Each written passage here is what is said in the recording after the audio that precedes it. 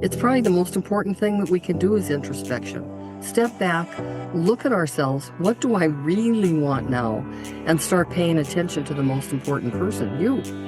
And I love to help women to vibe, to be more vibrant, intuitive, beautiful, and empowered in midlife. So come on, let's vibe.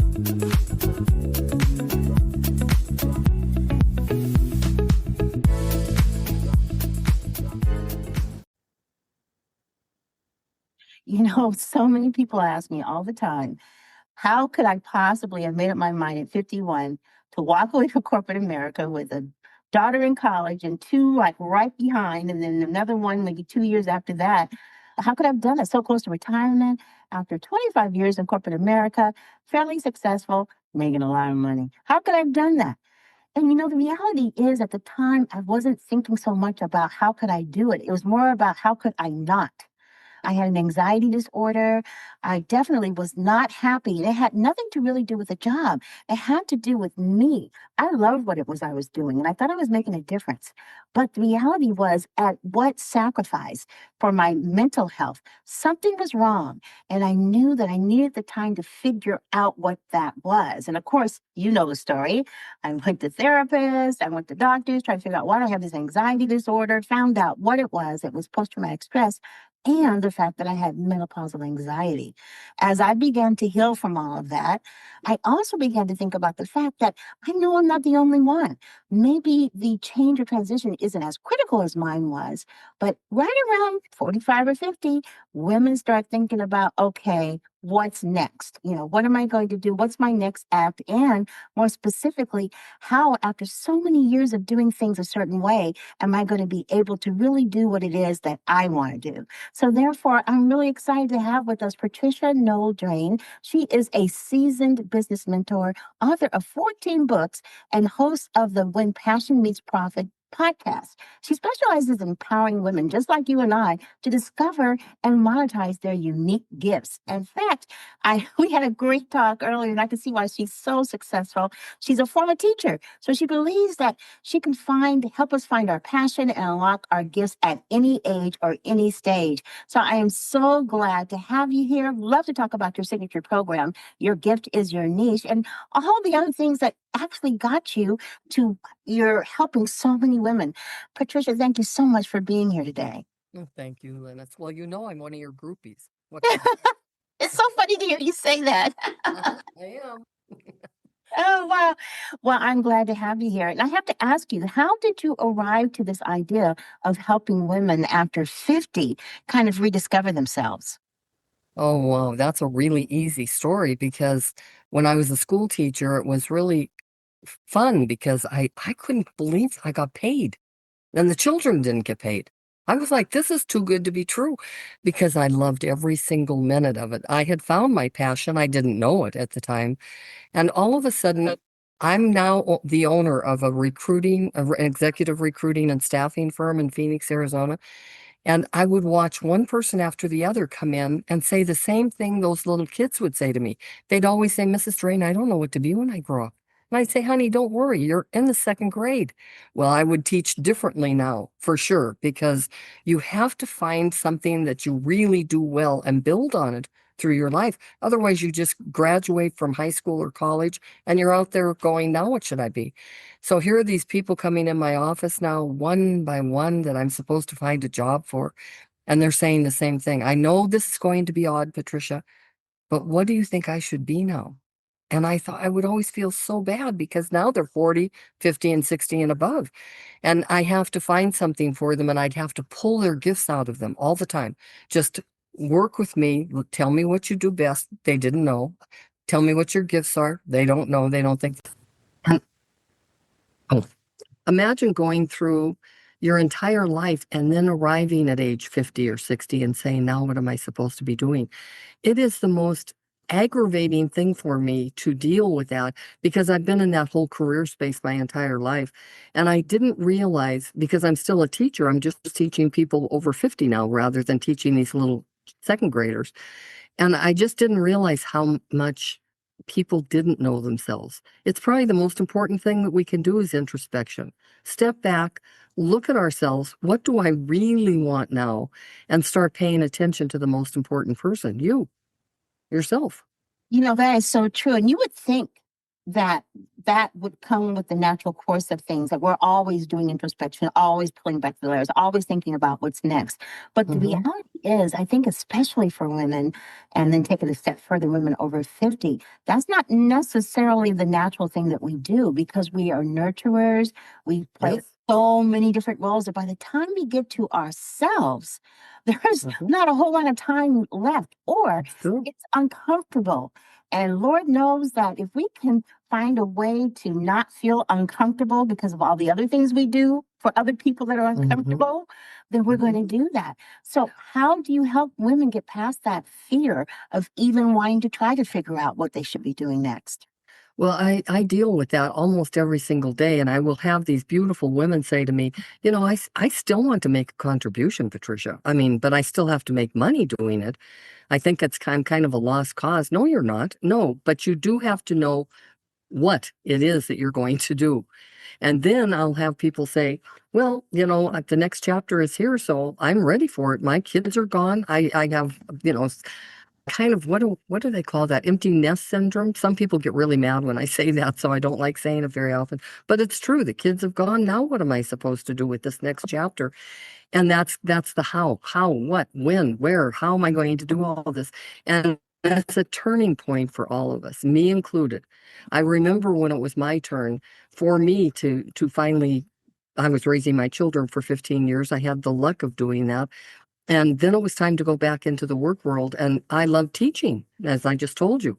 Well, I can't go be a teacher because they don't make any money. And that bothered me. I knew I had value. I knew I'd give 100%.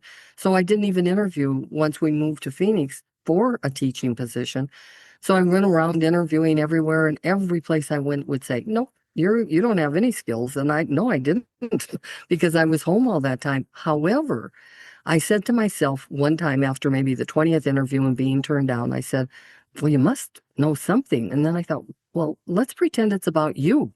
What is it you want in your next career move? And I came up with 7 ingredients. Actually, I put them in my book, The What Should I Be When I Grow Up, now that I'm 40, 50, 60, and beyond. And the 7 ingredients helped me so much. And I've asked people, so many people, do you know your ingredients? What makes you happy in your career? They don't even know what I'm talking about. And so I think that may be the first step that you take is find your ingredients and then decide what you're going to do with that, your skills, your talents, because you have them. Everybody does. Well, you obviously have been very successful in helping people do this. My goodness, you're the most innovative marketing award for Working Women magazine, Yeah. 100 most influential people in Arizona by the Phoenix Business Journal, Women Mhm. Business Owner of the Year from NAWBO. My goodness, what do you attribute your success to? I think for me, well, I know I can't say, well, my dad gave me this because my dad said to me, why do people even listen to you? I don't get it. He worked for the post office for 50 years and nobody listened to him. And I have a message, I guess. And I've been a teacher since I was 5 years old, gathering little kids around me, telling them about rocks, which I knew nothing about. But I think it's just I think I got a gift when I was born with healthy self-esteem. I never have thought that I'm conceited or have an ego, but I've always known that I'm okay the way that I am. One of the first books I wrote was a children's book called I Love Myself, Just the Way I Am. And it has a song that goes with it because I've always felt like that. And I just knew that because of being a teacher and a mother, these kids were going to go out into the world and they were going, no matter who you are, you're probably going to get bullied. Did you? Did you get bullied when you went to school? Not really. Oh, wow. Yeah, I had one instance when I was in third grade. My parents had just moved into a new neighborhood. They built a house, and we were the only Black family in that area. And the school I was going to be going to, there were like maybe 7 Black kids, Mm, and I think the elementary school had about 400 of them. And one day I was standing in line, and I think it was the first day of school. I was the first day of school, and my mom always dressed me like a Barbie doll. She always dressed me Mm. well. So I was dressed, I had on my white go-go boots and my hair just done from the beauty parlor. I was Mm. cute, I thought.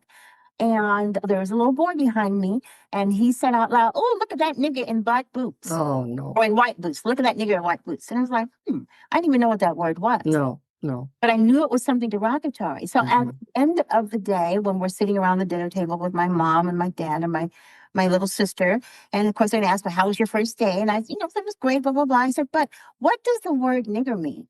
And my parents, they're like, "What?" Mhm. Yeah, They were yeah. very on top of it. But my dad was a graduate of Morehouse College. My mom a graduate of Spelman College, both traditionally black colleges in Atlanta. In fact, that's where I went. I went to Spelman College. So they were not about to just say, "Oh, just let that go." And so they stood up for me, went to talk to the principal, blah, blah, blah, blah. So I never really had a bullying thing, but I did have a heart for people in my classes I was getting up that were bullied, which is interesting that you mentioned Mhm. that. Those that were different, maybe they were special needs, or maybe they didn't have the latest outfit on or whatever, but I would Yeah. always have a heart for them because, and I don't think it's because of that experience. Like you said, we all have these different things about us that we know are intrinsic. We don't know where it comes from. Mhm. And for Mhm. me, it was the idea of helping people to feel better about themselves and Mhm. where they are in life, even if they're not. And when I think about that and the women who are over 50, it makes me wonder, about women in terms of what unique strengths do you think, or do you tell women over 50 that they have, that they bring to whatever their particular endeavor is going to be? I think sometimes women need to hear what's so great about Mhm. being after 50. Why should that be something of value? Well, and one of the things that I just discovered as something that women can do, and hopefully somebody listening today will do this, not that we need outside approval, but sometimes it's nice to get validation of what your traits are that are really good. And so I came up with this word, and I've done this now with about 100 women, and they go out and they're very embarrassed to say it, but they blame it on me and they say this business coach told me I had to do this, and so I'm going to ask you, what is it that you have noticed about me that comes very easily to me and you think I do it naturally? That's a really good question. It's an embarrassing question because when I had to go do it myself, I blamed it on somebody else also. I'm in a class and they told me I have to ask this. But the best thing that happened was these women came back almost flying. They were so excited because of what the things people said to them. They would say things like, "Oh my gosh, do you not know this about yourself? That you're one of the most empathetic people on the planet?" And then another woman said, "I can't believe it, but this person said I'm a natural teacher. I make things very simple and I take things step by step. So why don't I go into that kind of a business where I can help somebody?" That's what happened when they went out and asked. But I did have people kind of fight me on it. They said, "Why would we ever want to go ask somebody else? Just validation and just possibly you get a compliment." Because reality is, whether we want to admit it or not, most of us are out of directed. I always preach the idea of being inner directed, but sometimes you do need to hear someone else's Yes, other than yours. I know for me, having done this for 18 years, I need that, validation from time to time because I don't have coworkers sitting here next to me. yes. I can Hmm. my girlfriends, as much as I love them and I know they love me, they're going to tell me, "Oh yeah, you love," but they don't really know. Hmm. What is Right. it? Yes, I almost feel like I'm placated. My Hmm. husband, he just kind of thinks, "Oh, you just want to hear good things about yourself." No, it's not that. There's Hmm. something about hearing someone else's opinion of you, and the opinion is good. That kind of makes you think, "Okay, I knew that, but I just need to make sure." Yes, And I think that's how we're rigged. I think that's what makes yes. us so special is that the we're rigged in such a way that we do care about how we are perceived. And I don't think that's a bad thing I because don't either. that's how people end up having two-way conversations that are positive Mm. instead of all the negativity that's going on right now. That's absolutely right. Yeah, and I think a lot of women over 50 especially, they do get shy about asking that question because of projection. They're not Hmm. feeling good about themselves. Yep. So how could you possibly have anything to say That's about right. that's That's good? absolutely right. So they avoid the whole conversation. So Uh-huh. how do you get women to begin to move past that? Well, by having them do that, blame it on somebody else and just go out and ask a question.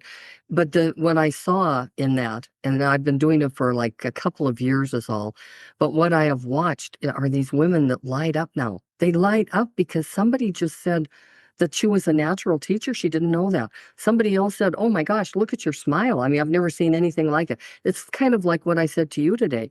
I hope you're going to be a model for people that possibly are aging because you look fabulous.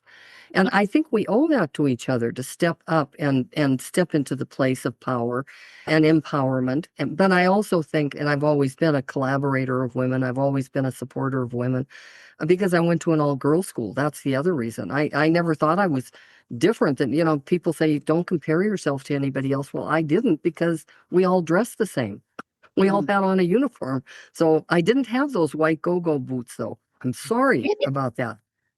I'm going to get some. I never wore those white go-go boots again to school. You know, and I don't think I've ever bought any white boots again since that time. I had some seed planted as a result of all that. But it's funny, the things that are traumatic to us. Trauma, people have a definition sometimes of thinking that trauma means that there's been blood or violence or something really Yeah, bad has happened. But many yeah. times, trauma could be the small things that stay with you that Hmm. you never really get over. And for women over 50, it's easy to see how small traumas could keep them from moving forward if they don't Hmm. peel back the layers and figure out what it is that they really want to do. In other words, begin to uncover those natural gifts that they have that they might even be able to monetize. Tell us a little bit about that. Maybe some. Well, yes, you just hit on something really brilliant because that's what I think. Once you realize that you can monetize your gifts and that it's okay to get paid for those wonderful gifts and talents that are natural to you, it just opens up a whole new world to you. The first time that I really got it was I was at an event and a girl sitting next to me, she may have been in her 20s, and we were listening to the speaker, and the speaker said, "Well, for 12 of you, but only 12, I am going to take you on a journey in your business for a year. Now, if you want this idea, this wonderful thought that I'm going to give to you, then you'll want to get to the back of the room and get into this class." And so she said, she kept going on, the speaker did. She said, "So with only 12, however, this only costs $100,000 to work with me for a year." I'm sitting there going, "Oh my gosh." But she was a gifted woman. She knew how to get a person in business and take them to that 100,000 mark. The girl got up for me. She ran to the back of the room. And when she came back, I said, "You're so young to have that much money." She says, "I don't have any money. I'm going to get it for my mom. I'm going to put a second on their house if I have to. I'm going to sell my car as soon as I go back." She says, "I have to get this woman's what she knows because she knows something I don't know." That's the one thing that I really want women to understand. We'll have more power if we make more money. We'll help more people if we make more money. It's just a fact. But we don't want to talk about money. That's really scary to us. That's true. We have a lot of money blocks, a lot Yes. of energy blocks. But the reality is money is just energy. It really Yes. is. And how you think about money determines many times how much money you'll actually make. And I Hmm. had to get over. I didn't know I had money blocks. I did not know, but I figured it out when working with a coach who specialized in energy healing. And we were just going through my childhood. I had a great childhood. I really couldn't think of anything bad that happened in my childhood, not that I can remember consciously anyway. But there was one thing that came up. She asked me what do my parents do and all that kind of stuff. And, my mom was a teacher, then she was an administrator. And my dad was a politician, and then he became an appointee of Governor Brown for several years. So, I had a great upbringing. But there was one thing that I remembered we're talking about. Once a month on Sundays, usually Sunday nights, my mom would have a big glass of Merlot or something in a glass. She'd be sitting in the dining room. She'd have a paper bag, grocery bag next to her, and there would be these stack of envelopes, which were the bills for the month. And she would go through them, open it up, write the check, throw it away, that kind of thing. But she always had this expression on her face like this is like not a pleasant task. Now, Hmm. they had the money to do it, but she had her own money block, which had to do with, way back in the day when she was raised in the late 30s, and her mother and father got a divorce when she was in high school. and her father, I guess, wasn't paying the mortgage like he was supposed to, whatever. And it was, tough times. So the whole idea of money was a thing about with her. Although I would never have known it necessarily because my parents never talked to me about money. That was the other thing. They never talked. I didn't know Mhm. when they got Oh no. paid. I Right. don't know.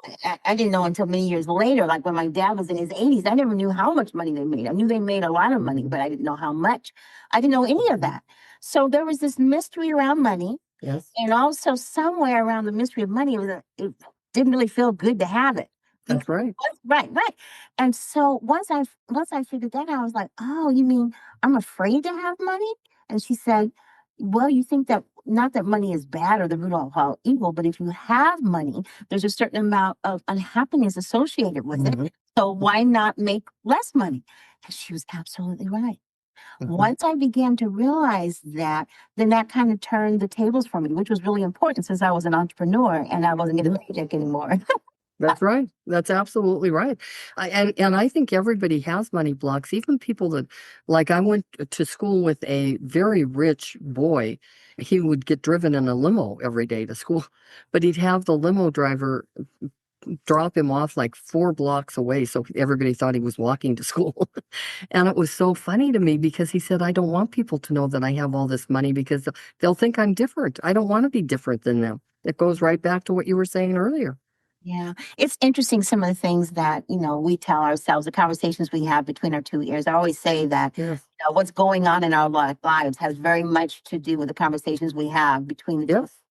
And, a lot of women over 50 feel like they've missed their chance Yes. with or without a degree. How do you help them get past that? And what do you do to help them uncover what their real natural gifts are?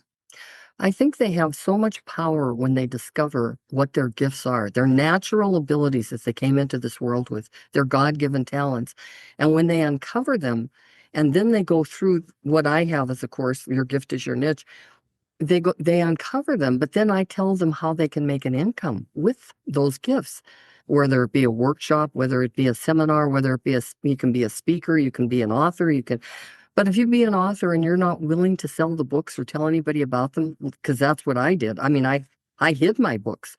And the reason I did is because I had a nun tell me that if I ever grew up, now I was 9 at the time, but if I ever grew up and thought I could do anything, please don't write anything ever, because you're the worst writer I have ever listened to, Mhm. because I had to get up and talk about what I wrote. And so you think some things stay with you. Of course they stay with you. And I was, I don't know, 48 when I decided to write my first book. And I only wanted to teach people how to interview to get a job. That's all I wanted to share. So I hid it in my office. I didn't let anybody see it unless they begged me practically to buy it, and then I would sell it to them. And I just wanted to pay for it because I didn't even have somebody do it for me. I did it myself. I self-published just so I could get it out because I believed her just like you believed, the things that you believe. And I think when a woman really discovers that, okay, Patricia and I just worked on this and I uncovered 10 gifts and real talents that I have, and they're all natural abilities. I don't want to make money with that one. That's what we start doing. You start eliminating. I don't want to make money because I really enjoy cooking. Of course, you don't want to be charging. Okay, good. Let's get to the one then that you would charge and something for. And it's a problem with a lot of women for sure. Let's say they're a perfect example, a natural coach. They're just a natural coach. But I'm not going to charge. I just talked with one yesterday. I said, how much do you charge? And that's the other thing. They don't want to tell me that. And Mhm. so she said, I charge 150 an hour. And then I told her the story about the $100,000 girl that only had 12 of those. If you do that, you find out she made 1 million in a weekend. That's pretty amazing. And she was a girl that was in her 30s that just went back and forth on that stage and believed in herself because she could get results for people. And I love that about her. And I applaud her. I applaud anybody that feels like that because I had to work on that big time. I mean, I'm a Me Good too. grief. I'm still working on that. Oh, yes. Now in my podcast actually is a small stream of revenue in comparison to my other streams, but it should be more of a significant one. And Yes. actually, Patricia, your feedback helped me start thinking more about that because I've never given it a whole lot of thought. I thought, okay, I'm going to get my podcast up to the top 5% in the world. That's my goal. And I did that. Mhm. Now I'm working on the top 2%. I said, but you know what? I have enough regular listeners. I have enough downloads and everything else that it should be attractive for sponsorship. So I'm going to go for it. Mhm. Yep, Before I go was for it. shy about it, a lot of times what happens with women, I think, is that we don't really want to have that no Mhm. because, Oh, yeah. right, because we are perfectionists in our own way. And the no almost feels like it's a personal no to us Oh, yes. people. And so we're like, oh, we end up not asking or not doing something because we're afraid of that no. How do we Mhm. overcome the no thing? What's that all about? Well, the way one of the stories I tell around that, I come from this Catholic upbringing that keeps you very humble because she had me in the confessional when I was 5. I mean, I'm 5 years old in a confessional. We have to confess. And I said, Father, she said, the nun said, that you would tell me what a sinner is, because I didn't know what a sinner was. And by the time I left the confessional, I did everything but covet thy neighbor's wife. I mean, he put me through the ringer. I mean, I did everything wrong. But anyway, we lived in a town where there were a lot of Catholics, but there were a lot of Mormons. And so I asked these Mormon people one time, because I really do ask a lot. I'm very curious about things. And there were two boys and they were knocking on doors, and I said, "Well, come in," and they came in, and I said, "Why are you here?" And we started talking, and I'm now in my 20s, and I said, "Does it hurt to have somebody slam the door in your face? Because I'm sure people are angry with you." And they both looked at each other and said, "Not really angry." Well, what we do if somebody slams the door or gets mad at us because we're in a real Catholic town, we just think, well, we're just going to open it for our brother. He'll be next, and he'll come along next. And so from that point on, what I teach women is if you get a no, you're just getting closer to a yes. And Well, don't take it personally. I've heard that before. Well, and that's what they said. It was really interesting. And so I didn't become a Mormon, just FYI. Oh, But oh, you I did. thought But I thought it was a really good, I mean, really good thing to say. I loved it. You're absolutely right about that. I've heard that before. And I think that what happens with us from the time we are little girls, many times, somewhere along the line, the message of perfectionism comes in there somewhere, Mhm. especially if you are a woman who wants to achieve something outside the home. It's fine to achieve it within the home, but for those people who want to go out and, be in the workaday world and compete and everything else, there's always that twice as good mentality, or in Mhm. my case, 3 times as good because I had, the idea of being an African American woman. I was young and I was in a mostly male dominated field when I went to the field of auto insurance in charge of recruitment. It was so funny because they hired me because I was a young Black woman. I guess you could say I was the first DEI hire way back when, Oh, which I don't well. have a problem with that. I don't have a problem with that because I was qualified, more than qualified. And Mhm. I had to influence these, middle aged white men who have their wives at home, never probably had ever worked with a Black woman before, ever. And I was young. I was barely, I don't think I was quite 30. I was like 29 or something like that. So they had, it was like totally out of their bailiwick to have to deal with someone like me. But I Mhm. just took that as an opportunity. My projection was such that I'm qualified. There's no other agenda here. I'm not trying to make any major statement except for that I'm qualified and you need help to diversify your office, and I'm the person that can do that. And Mhm. to this day, fast forward 40 years later, because that was like when I was, 40 years, almost 40 years ago. Almost all the guys I worked with back then, and I traveled all throughout the country, many of them still send me Christmas cards. I've been gone from that Mm. particular insurance company for years. And it's Yeah. interesting because they started out small. Now they're one of the largest auto insurance companies in the world. And I like to say that I really feel like I helped get them to that way because I helped diversify their workforce because their customer base was very, very diverse. But the people they were sending out to do claims and stuff were not. and they needed to make that change. And I was instrumental in that. But the Yes. thing I think that gave me the confidence was I never once thought that I wasn't qualified for it. And I think Hmm. sometimes women, like you said, they need to hear from an outside source that you're Hmm. qualified. Hmm. But even more so than that, if you take the time, like you're talking about, to go ahead and take a look at what your natural inclinations are, your Yes. natural gifts, you should feel rooted and secure in that. And all the more reason why you should pursue it. Well, let me ask you, when you were, this is one of the questions that I think maybe guides a woman or a man to one of their natural abilities. When was the last time you lost yourself completely in something? You had no idea what time it was, and what were you doing? That was last night. Yeah, I'm sure it was. That's almost every day. I think I Yeah. was probably I might have been working on my I was working on my website, then I was editing a podcast, and I was doing some research for a summit I'm going to be doing in January. So it was all those three things. And Hmm. I lose myself in it because it requires usually a stretch for me. The things Hmm. that I usually want to do require a stretch. Other people say, "Why do you want to do that? It's too much work." Whereas me, I just want to see if I can do it. When I got started in this business, back in 2008, I didn't even know what Facebook was. And Hmm. now I have almost 200,000 followers in combined social. Oh, that's great. But I didn't even know what it was. I definitely didn't understand. I knew what a website was. This is kind of a funny story. When I was working for that insurance company, one of my first assignments was to find what they called back then a webmaster. I didn't know what Oh, yeah. webmaster was, but the Right. president of the division, he comes into my office one day. He said, "Here, read this." He said, "That's what I'm looking. The person who does that, that's what I'm looking for." And it was the name of the magazine was called Wired, and it was the industry magazine for webmasters and marketing firms and stuff like that. Because back then, the only folks that had webmasters were like marketing firms and people like that. So anyway, I read it. I said, "Okay, where can I find someone who does this kind of work?" And I ended up finding a young woman who was putting together the web for the California Dental Association. So Mhm. I presented it to the president, and he said, "Well, do you like her?" And I said, "Yeah, I think she can do the job. Definitely. I think it'll be a reach, but she can do it." He said, "Okay, hire her." He didn't even interview her. Okay. Oh my God, I hope she.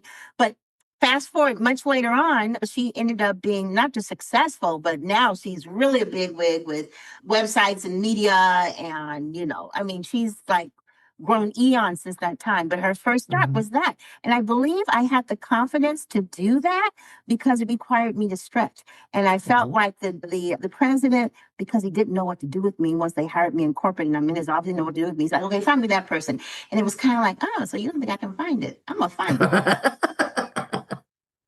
And to this day, we still laughs and tells that story. Gosh, you must be close to 85 years old now.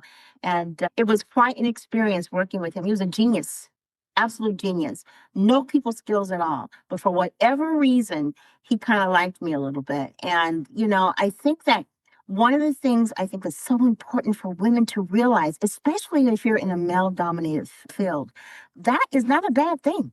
That's a Mhm. good thing. Mhm. There are ways that you can use your feminine energies and Yeah, that's very true. manage them. Yes. That's very true. You know, the thing that I'm hearing from you that's so obvious is it is time to stretch with this podcast. And it is the stretching of okay, now I want 500,000 listeners. Listeners they don't monetize you. I mean, many of them, unless you're making an offer all the time. And so you really almost need to go after that sponsor, or you need to start sponsoring it yourself with your own program, that you But lead with. definitely got my eye on a couple of big sponsors that we've been Hmm. talking for a little while, and it wasn't so much them; it was me. It's like I felt, "Oh, it's not quite good enough. I need a little bit more." Because sometimes we do that. Sometimes Oh, people, that yeah. perfection thing. If there was any word in the English language I would want to get rid of is perfect. Hmm. Only God is perfect. The rest of Yeah. us, we are so far from that. So why even try to achieve that? I always encourage my clients to do their personal best. And I Hmm. believe that we know what that is. You know when Hmm. you've done your best versus when you're, I did okay. You know when you've done your personal best, whether it worked out or not. You know when you've given it your all. Hmm. And that's why I feel that what the message I want to send to women, and I try to send to them, is that as long as you know you're doing your personal best, whatever that is, Hmm. then you should be okay with the results. Either way it goes, instead of being invested in the idea, well, it wasn't perfect. And Hmm. as an entrepreneur, if you try to go for perfection, you'll never do anything. Well, that's why I can honestly say I've never been a perfectionist. And I made a girl really angry when I said that. She said, I don't want to work with somebody that's not a perfectionist. And I said, then don't work with me because I am somebody that I push send. And then somebody comes back and says, Patricia, did you know that you spelled that wrong or whatever? And I say, I'm sorry. I'll spell it right the next time. I just don't, it isn't something that has ever held me back. I can tell that it has with you. You have been a perfectionist, haven't you? Oh And you yeah. see, and you're smarter than the average person. So because of that, and then mixed with perfection. But here's one of the things I picked up about you, Lennis, that while we've been talking, that is one of your natural abilities that maybe is so down here. It's such a natural thing to you that you don't recognize it anymore. But you think I can't do that? And when the man said that can you go find somebody? You think that I can't do that? Watch me. Here I go. And that's a wonderful quality. That's pretty well, I guess that's what, has kept me in business for so long. Yes. That the famous quote of her for Star Trek, to go where no man has gone before. That's kind of been how my life has been since 51. And if you were to Yeah. give any advice to anybody listening to this podcast, and they've had this niggling for a while that there's something they really want to do, but they just need that extra little pinprick push Mhm. to get them to go over the edge, what would that be? Well, I can't come back enough to the most important person in the world is you. And wherever you go, there you are. So, I've always thought, I guess I could get really good at this and I don't like it. I can remember making a ton of money and I hated doing what I was doing. So don't do that, but back off and say, okay, then what did I like about this? What didn't I like about this? What is it that really is a need of mine? Not just something that I think would be fun to have, but really getting down deep into your own soul and your own self. And most people can't do it alone. I really have discovered that, me included. I've had to really work at it and ask myself question after question. I did this book called Discovering Your Core. And inside the book, I think I have 25 questions with the word why after it. Why do you want to do that? Because that's really important to know what your why is. And as soon as you know what your why is, why do you want to have 5 sponsors? Okay, that now you know. Why do I want to have them? Because I want to be able to monetize this podcast more. I want this to be one of my streams of income. Good. I'm glad you know that. How do you plan to do that? See, because you do have to ask yourself these things, and then you back out of the 120,000 that you want to make and know, okay, I've got to do 8,300 a month or whatever that is for each one of the people. But I do like reversing everything. I like knowing what it is people want and then reversing how do you get that? And and it becomes so easy then because it becomes a very step-by-step process of, okay, the first thing you have to do to get a sponsor is ask somebody to be your sponsor. It's not What a going to concept. happen. Another concept. What I know that your philosophy is rooted in the whole idea of multiple stream of income. That's Yeah. important that you not just have that one stream, but that you have multiple streams of income. And I wanted to ask you, when it comes to that, how do women identify what those multiple streams might be? Well, very much like you, tell me what your multiple streams are. You said I have other streams of income, but this isn't paying as much as them. So Right. tell me what they are. I have a TikTok shop. I have a Stan store that also has a shop. I also have a newsletter that generates income. I have an online magazine. I have a membership program. I have a coaching service. I also have Hmm. courses that I offer, and I have group coaching. So Yeah, those are, there and you I go. have written 2 books, but I'm not currently marketing them. I have a brand new though one that's coming up. I have worked with a aromatherapist and a psychologist to come up with some essential oils that help people to deal with stress and anxiety.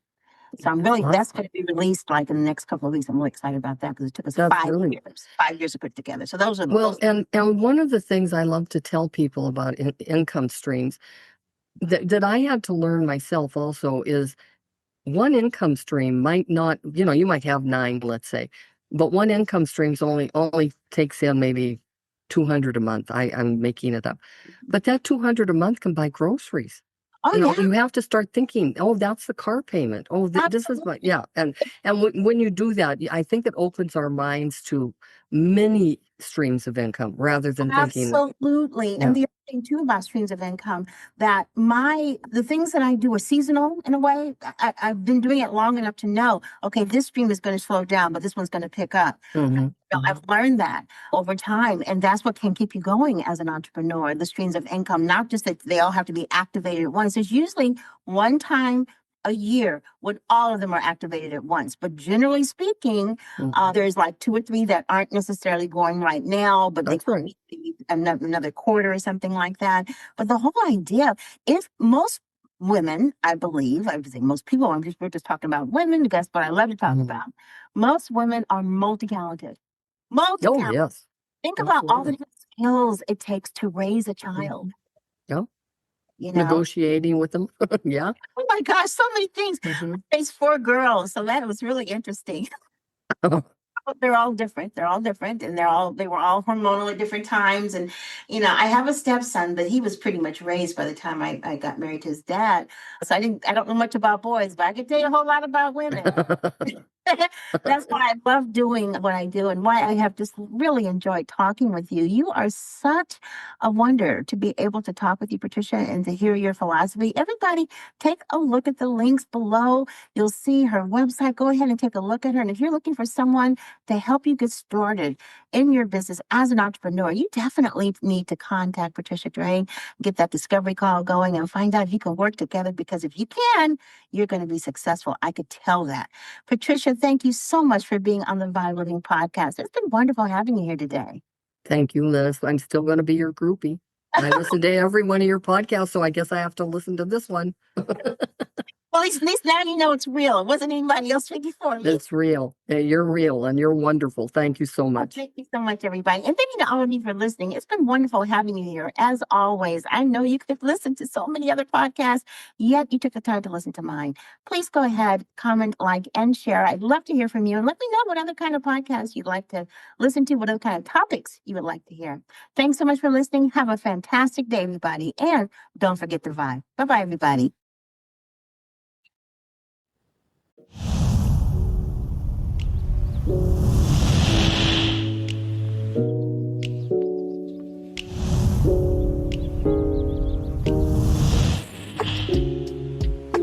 Thanks for listening to the V.I.B.E Living Podcast. And don't forget to subscribe, like, and comment, and share this podcast. Have a fantastic day, and don't forget to vibe. Bye-bye, everybody.